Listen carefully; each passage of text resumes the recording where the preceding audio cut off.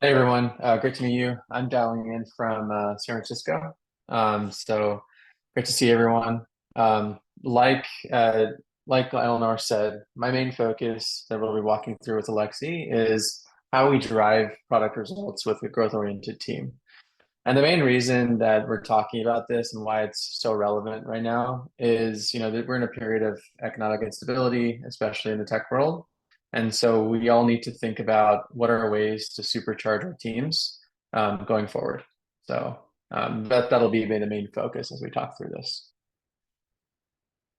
So the few things that I'll be going over are, number one, why is this relevant? I talked a bit about the economic reasons why it is, but there are other things we can think about here. For example, are there internal reasons that may actually hamper any sort of growth that you might have here as well? Number two, what is growth culture?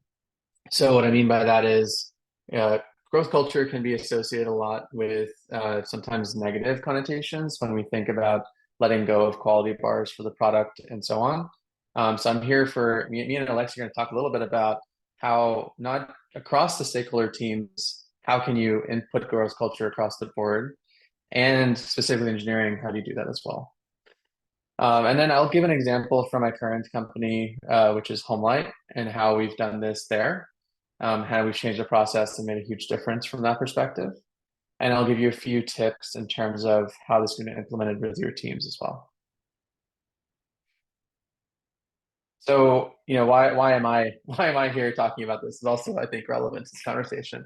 So I've been, my background is I've been in consumer product for about 10 plus years. I'm currently in a like GM type role at HomeLight, where I own product operations and growth. So a lot of different teams. I'm able to, think about the entire life cycle of the product, as well as all the way from performance marketing, lead acquisition, all the way through product design and operations. So it's allowed me to think about like, hey, how can we really structure these teams to drive like really quick iteration and drive revenue growth? I've specialized primarily in marketplaces and prop tech, but I've always really been on the consumer side. And I've doubled revenue per user at every company I've been at. So, and primarily it's, I would love to say that it's a lot of it's me, but it's a lot of it's because of the work that we've done as a team to change how we function. That's how it really is possible. So when we're thinking about what happens in an economic downturn, right? What have you usually you see the economy drop, in this the last case, interest rates rose, revenue starts declining on your core products, then your team morale drops, then people might feel, a little bit unclear in direction as the company's trying to readjust. People may start to leave, which is like, team attrition. And then, layoffs may occur, right? All of these are things that you associate with economic downturn and things you associate with external factors impacting your team. I'm here to talk to you about, how do we look inward, right? The other thing a lot of times we focus on very late is that what might work before may not actually work now. So how do we look internally and say, what was the team doing before, and were the problems that existed as well, right? So it does not tell the full picture, and we can't pretend like nothing was wrong before. So I encourage everyone on the call to think about your teams and companies today and think about evaluating your process. So was everyone happy with the speed that your team operated from? Were the outcomes happening the way that you thought? Were KPIs aligned with business goals? Sometimes, very often actually, product teams may have KPIs that are not actually related directly to the business goals. And that just happens by chance. And because people may not have been as forthright about connecting all those different OKRs together. Yeah, are people empowered? Is creativity being stifled in some way? And are people really thinking about one goal? So it all comes back to, I think, people and process, right? I think I've seen very few examples where it's related to the tooling or the technology that you're using. I think a lot of it is just like, are people on your team motivated? And is the process conducive to continue motivating them, is how I think about it. So yeah, I mean, think about these three questions with your team. That's something that I'm going to come back to later in the deck as I go through this. Is what was working before the decline, what wasn't working and was being pushed off. Like sometimes you'll be like, oh, there's a problem. Let's just push it off for a little bit and come back to it, right? Like, well, now it's the time not to. And what stopped you before from pursuing these ideas? So think about that as we go through this entire thing. And then the next part to think about is, how do you flip the script, right? I've realized a lot of the change that happens on these teams, whether I'm managing someone, whether I'm mentoring someone, or you know, trying to initiate growth on a team, it's a mindset, and it's not just about finding what the pain points are. It's how do you change the mindset of the team, and so rather, when you find out what isn't working, how do you convert that into an opportunity, and how do you make it actionable? That's something that we all should also consider. Is whether you're a Series A company that's just starting to experience some sort of team growth, like in terms of personnel, or if you're a public one, the practice still holds. You have to find what's breaking in your iteration cycle, and then what holds despite whatever external change. Um, One example that immediately comes to mind for me here is that when I'll go into this a little bit with HomeLight, but we had huge interest rate increases, and obviously that impacts prop tech negatively. You can't, the amount of real estate transactions happening changes immediately because of that, right? But it also means that if you're a company in this environment and you focus on the fundamentals, if you come out of this strong with the right process and the right product and the right fundamentals, you're gonna come out stronger than ever, right? So that's how you just in your mind you can show the team, like a lot of these companies that came out of the last economic recession were stronger than ever because they focus on their fundamentals. So just an example for everyone here.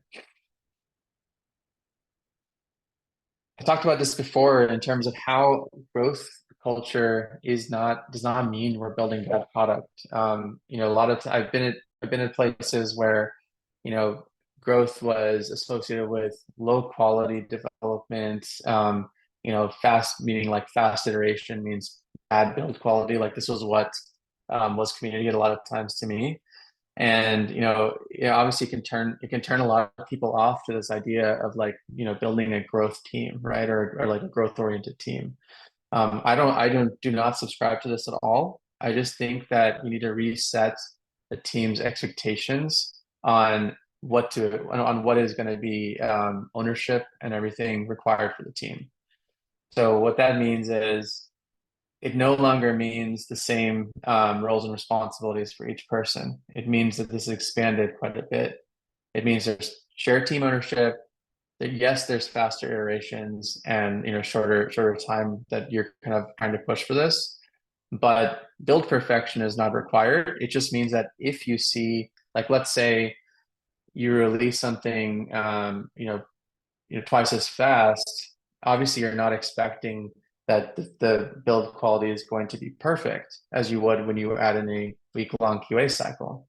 But you still need to think about, well, if a bug occurs, if someone catches a bug because we're regular testing or we've implemented, the team member that worked on the project should be willing and happy to jump on it. It shouldn't be some sort of chore. It's not a bad thing. I feel like there's also like many phrases you may have heard where it's like if you've released something that's perfect in terms of big quality, you might have waited too long, right? That's a very valid statement here, because in this case, if sometimes you need to release things fast in order to see how they perform before you build everything to full, all the features you need. So just consider that as well. So going back to the example I talked about earlier, This was, what we've all seen and experienced in the last few years, and this is what it impacted prop tech, especially as an industry.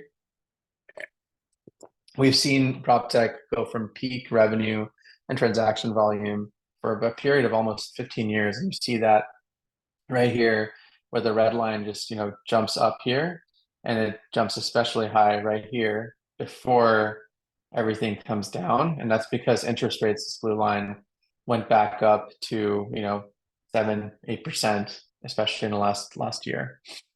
So it basically went from less than 3% to 7% in just a matter of like 6 to 9 months.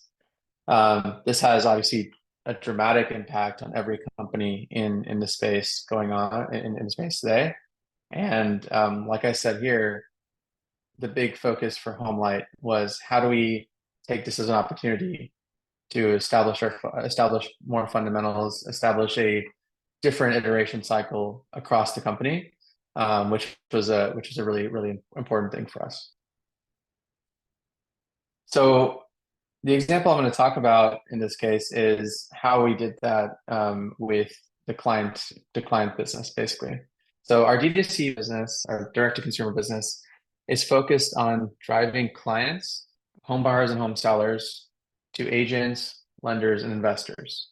So you may come to our website, you may come to us through a partner or affiliate, and we first try to call you or contact you.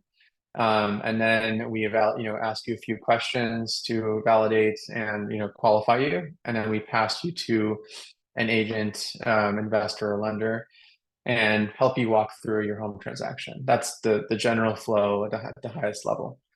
Now, when I joined, the main way we were doing this is purely through calling, right? So we would basically miss if it was text conversation, then there was no way of doing that. It was just purely a dialed call, and you'd have to pick up to actually connect with the HomeLight representative.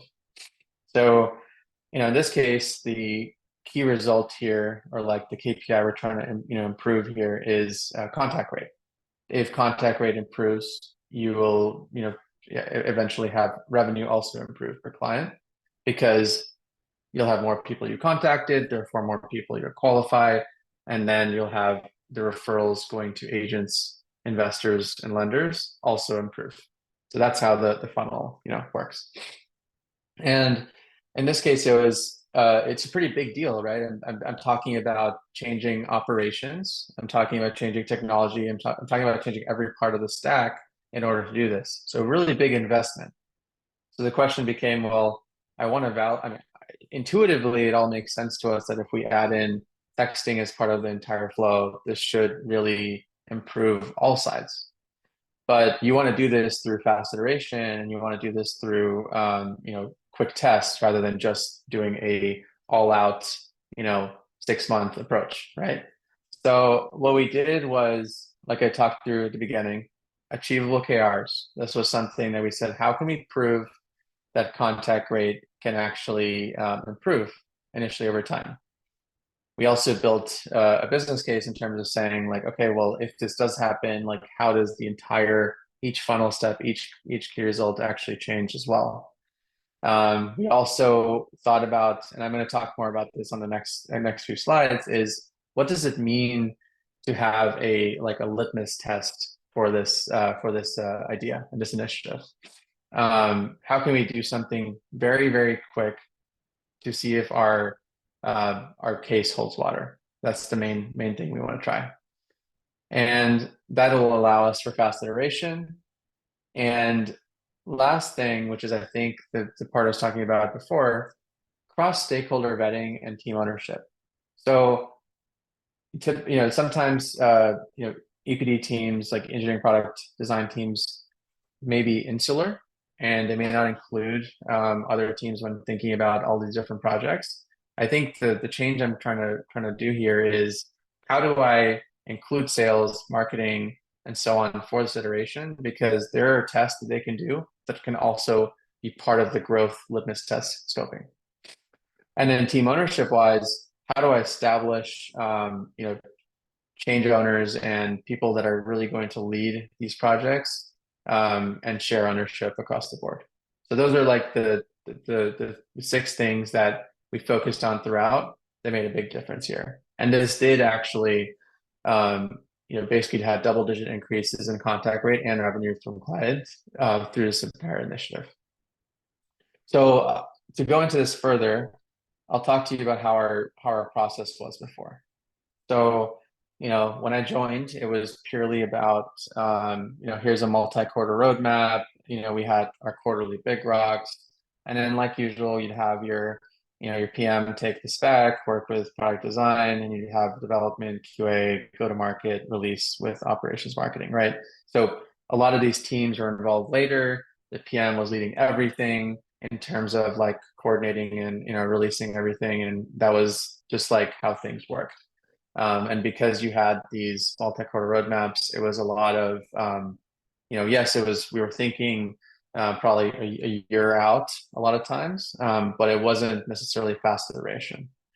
And through this process, whenever, especially when the market changed, you realize that people were actually really frustrated because people did not feel that they were addressing the most important things at the current time.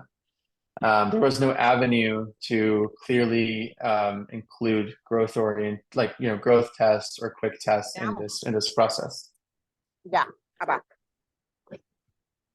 Yeah. Sorry, can this person mute?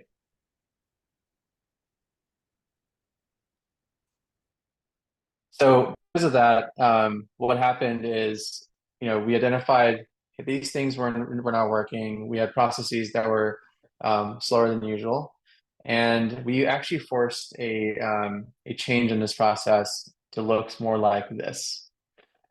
And what this points to is that we had an OKR, right? We still kept the quarterly OKR, and this is mainly saying, we want to move contact rate, like I talked about before, to drive the referrals that go to agents, investors, lenders, and with that, we want to drive revenue per lead. So that's the OKR that we're trying to do.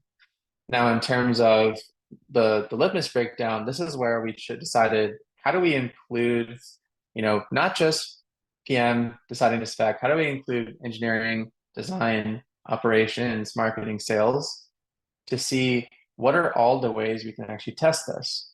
And we realized that, okay, well, obviously there's one avenue that is going to be an engineering, test. So that's the one, that there's something that's validated enough in terms of testing that we can invest engineering resources in there. But there are other tests that we can do just through operations that may not actually require any sort of engineering work. There might be things that on the performance marketing side that we can also do to capture leads and pass them through a different flow and still test this contact rate method. So like, for example, you could say, well, if I want to improve contact rate, maybe I just have some of the operations people text people manually to see if it changes how many people get in contact, right? That could be something you run for 3 or 4 days to see if it makes a difference. Yes, it's time and time heavy, but it's a way to litmus test whether this thing makes a difference or not. On the performance marketing side, perhaps you say, well, what if I to include a new journey where they just chat completely on the website, and we start a new campaign for that, and there's a third-party partner we use to implement it. So again, using external or quicker resources to test an idea and validate if that makes any difference to contact rate and referral rate and revenue per lead. So we tried all of these different things, and what ended up happening is we did try a vendor first to validate our entire hypothesis. Ran that for about a month, and we saw double-digit increases in contact rate as well as referral rate, and then went to revenue per lead. That allowed us to say, okay, now it's worth us building this entire system where we change our entire operations flow, change our entire system to go towards this experience. Ultimately, we want a better client experience for everyone anyways, but now we have the means to do it. And what really changed as well with this is the entire team felt that they were invested. They felt that they were involved throughout it. There was buy-in across the board, and it was a common mission. So every single member of the engineering team was willing to, pick up different parts towards this unified goal. So it just makes this kind of process, I think, if you're ever in a point where you feel like things are not moving as fast, if there's not enough iteration cycles, I really encourage you to think about, hey, is there a point where you can introduce this litmus breakdown? Because it's breaking down your hypotheses and your test ideas into a brainstorming with a larger group, and then testing it and assigning different owners. Notice how PM is not on every box here. It is very much spread on purpose. So with that, I'll just pass it over to Alexey. He's been head of growth engineering in masterclass, and I'll let him talk for a little bit about some examples from him. Hey everybody, I'm Alexey calling in from Japan for anybody else who's up late right now. Thank you for that intro.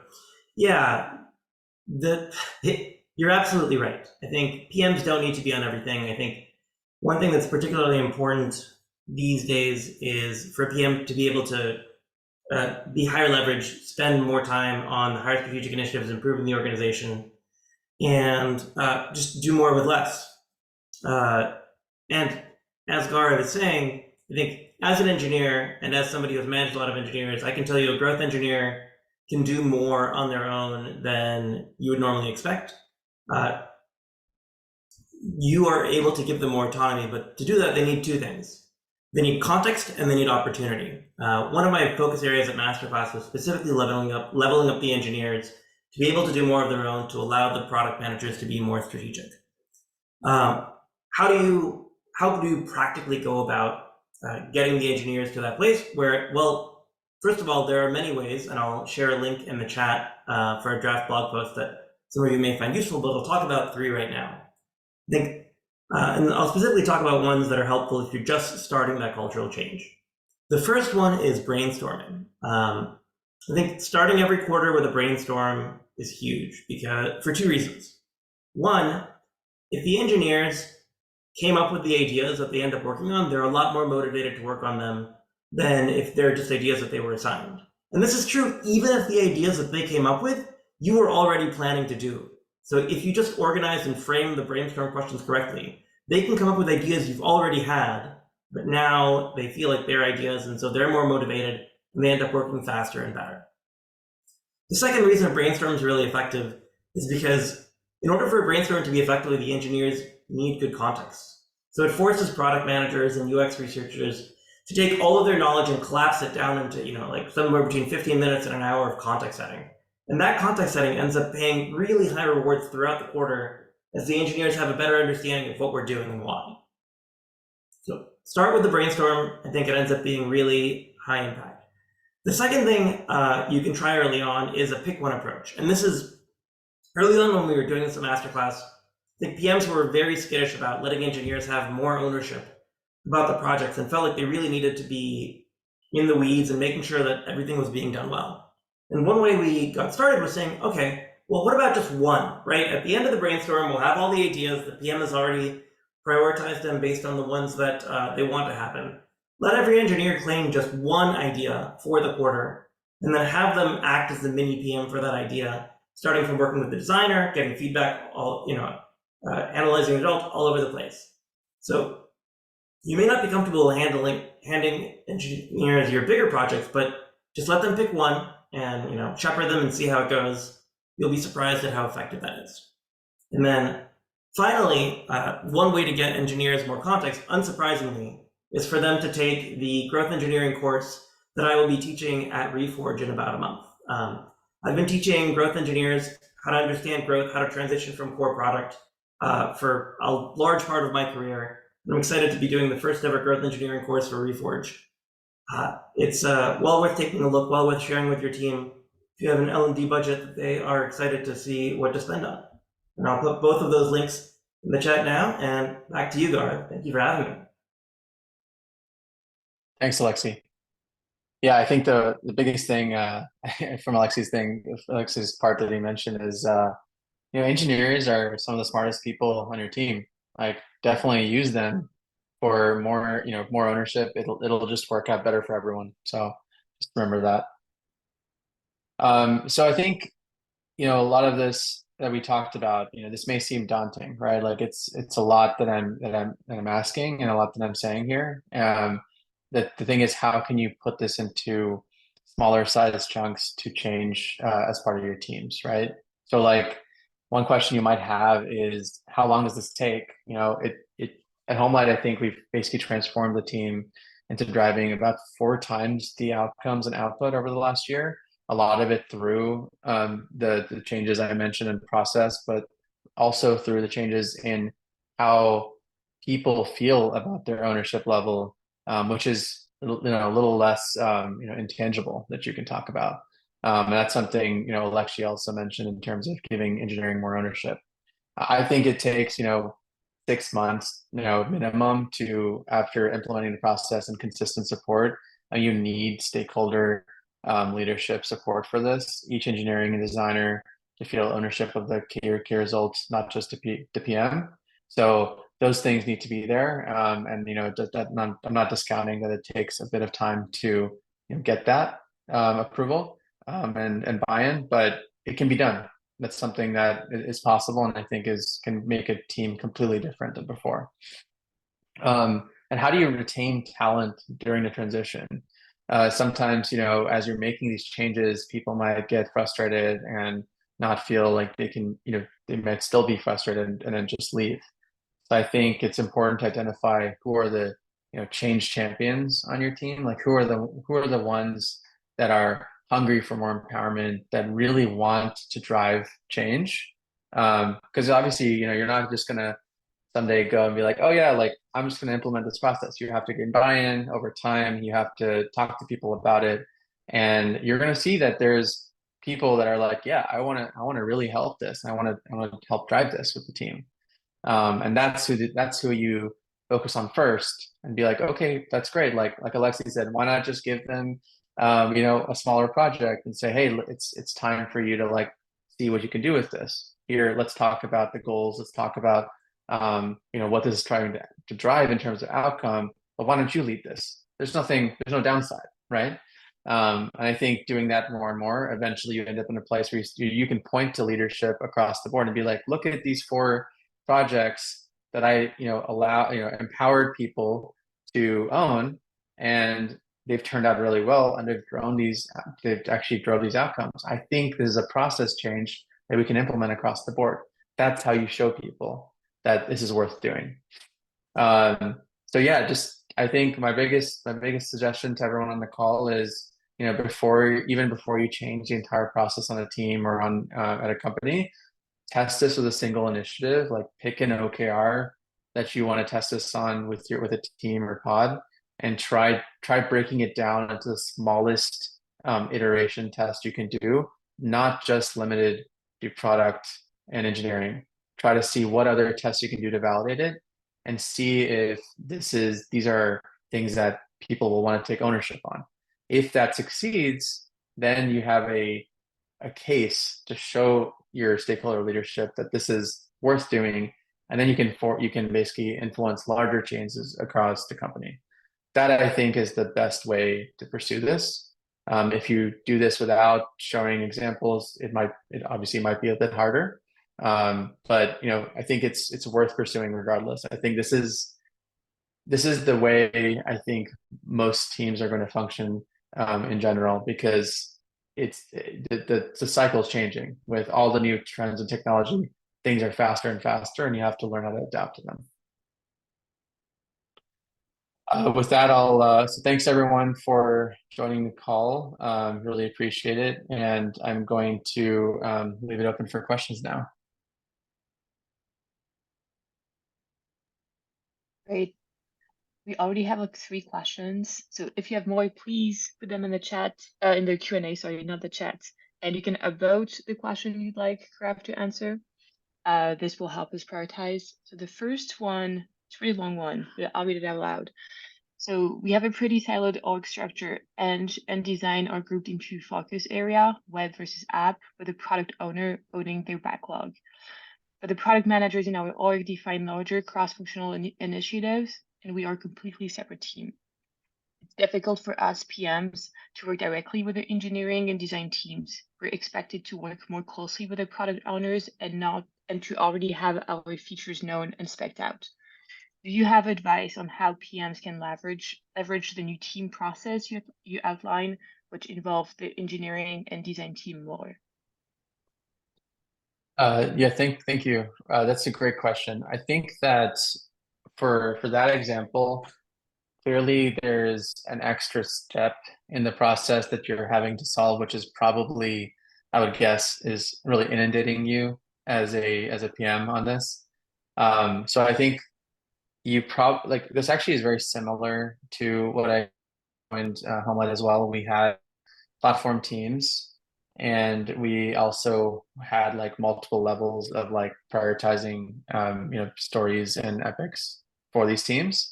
The main way that we change this is, I think you have to find a way to show that the product owner and product managers need to meet more frequently with engineering to get together in order to.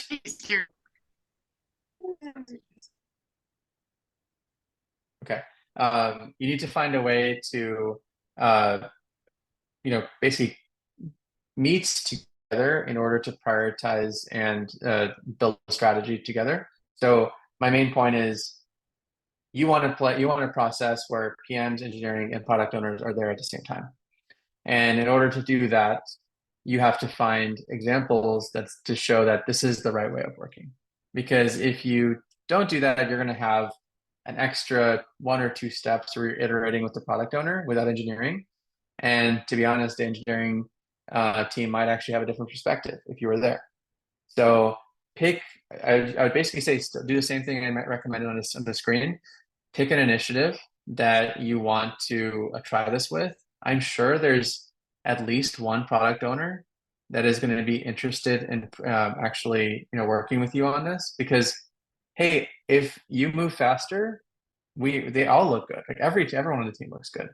If you're able to drive better outcomes, like the entire company moves, the entire team feels better.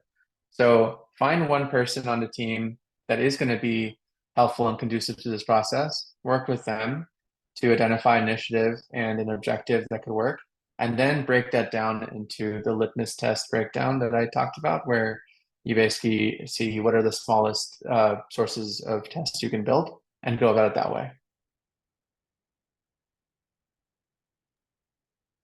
Thank you. I think the next question is actually a good segue. Someone was asking if you could elaborate on what you mean by a litmus test and a litmus breakdown for those who are yeah. So yeah, litmus test for I guess it's mostly an American term, is a test in science class where you'd always put this litmus paper into some sort of like vial, and you test whether it's actually what kind of chemical it is.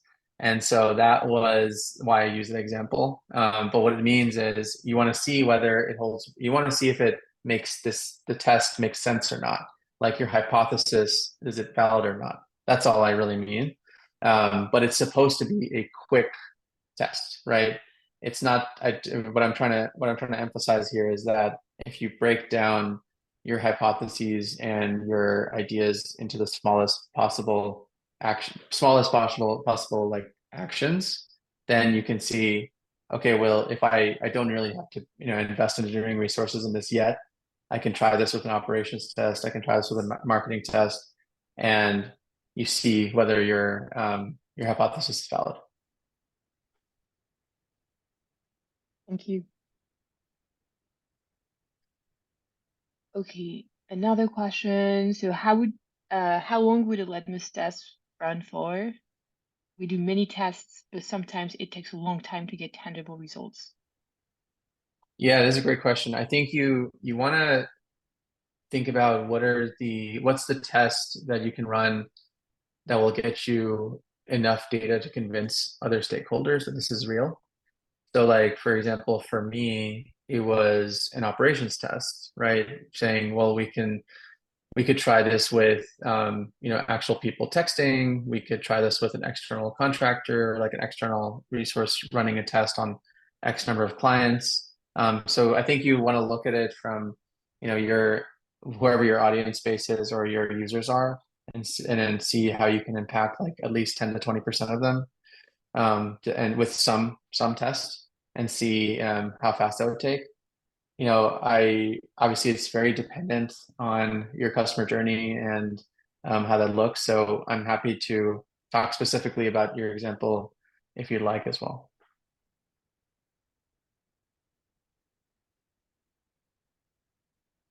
Thank you. Okay, the next question. Hi, Gaurav. I was curious how you convinced everyone to go in a certain direction when there were no baseline numbers available for these initiatives. Yeah, I think a lot of that comes back to business cases. So like when I talked about contact rate, to referral rate, to revenue, that's like I would basically say, okay, well, if I shifted this many people to, also responding via text, how much would that improve contact rate? How many people respond? And then if that happened, how many more would you actually refer to agents, investors, lenders, and then how many more would end up being actually, how much more revenue would I get, right? So that was like the initial, the case I built. Then I ran a test to validate whether I could move that first metric, which is contact rate, and see if referral rate also changed. So you see how do as fast of a test as possible to move one metric and see if that happens to also influence the other metrics in your case, and that will show your stakeholders and leadership that this is a worthwhile process to do.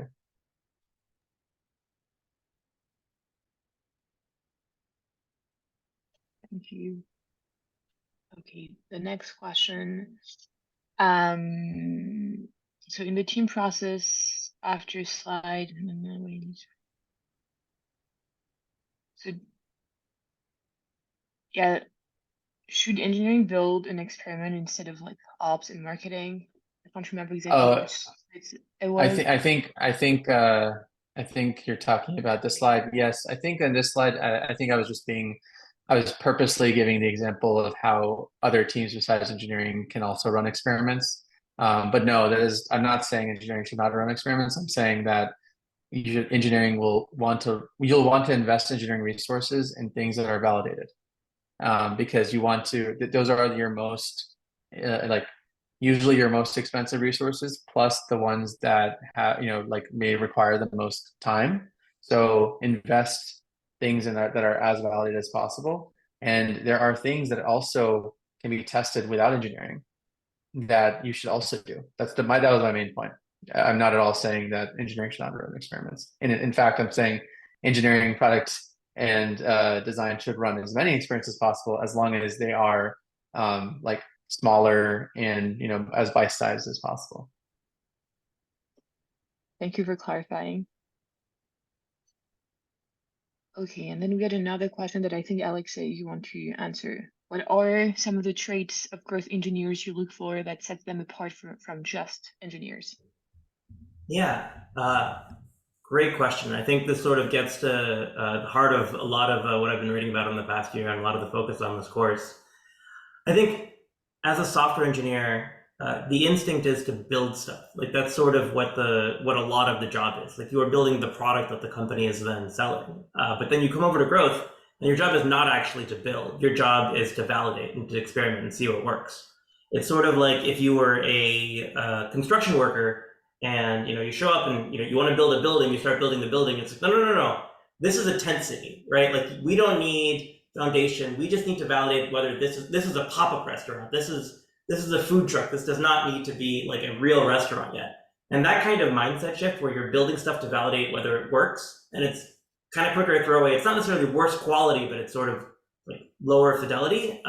Is a really tricky mindset for engineers who are used to taking pride in the quality of their work, just in the beauty of their craft, and not necessarily in how quickly we learned or how much we were able to move the business. And so, I mean, this is a big part of why I have a growth engineering course now, because engineers coming, especially from bigger companies and transitioning to growth, it's a real mindset shift to go from, I build this beautiful architecture, look at how elegant my code is, to, I ran 6 experiments last month and 2 of them were winners, and we made the company an incremental $5 million, right? And that doesn't come easily, especially for somebody with an engineering background. Yeah, I'll add a bit to that too. I think when the team starts changing from talking about architecture decisions every single like stand up or meeting to, hey, what's the outcome that we're driving? I think it's a big change, and it's like that's what's happening now on my teams, is that on stand-ups they'll be looking at the dashboards every day and being like, oh, hey, looks like revenue dropped like this one day. What happened? Like, let's talk about that, right? Like that's a big change that is not actually that common. And I think that's what you want. That's what you want nowadays. That's how you drive real growth for a company. That's how you keep people motivated and engaged as well. And I'll add a couple more links in the chat. I think this is I did not ask this question, but this basically perfectly hits at a lot of what I've been writing about. So if that's interesting, a couple more links coming up.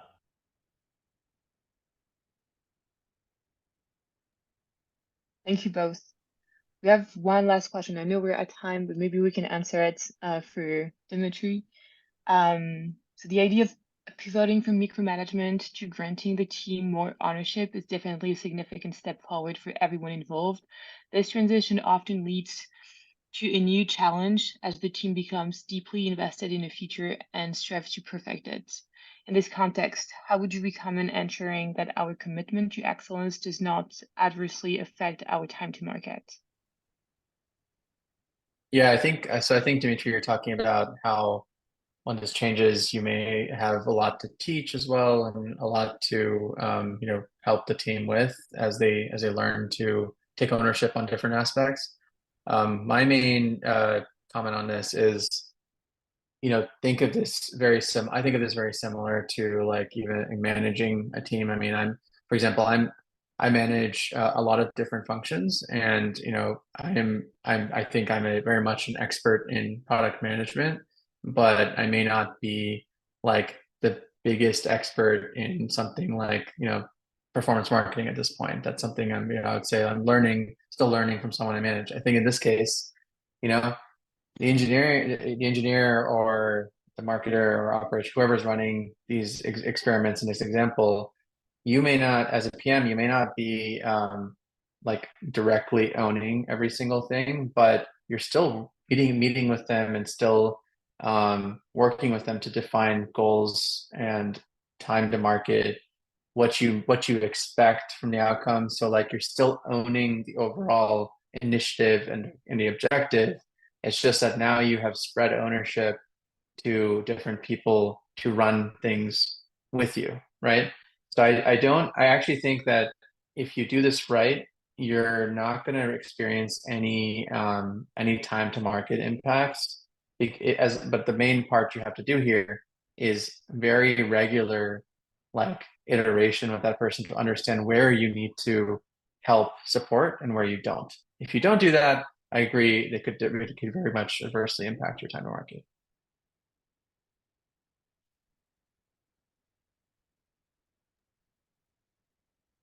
And I think that's it for questions. And that's perfect timing because we're at time.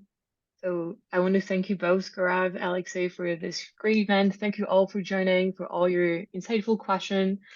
We'll follow up with the recording of this event via email, and we hope to see you very soon for our next event or at Alexey's course. Thank you all.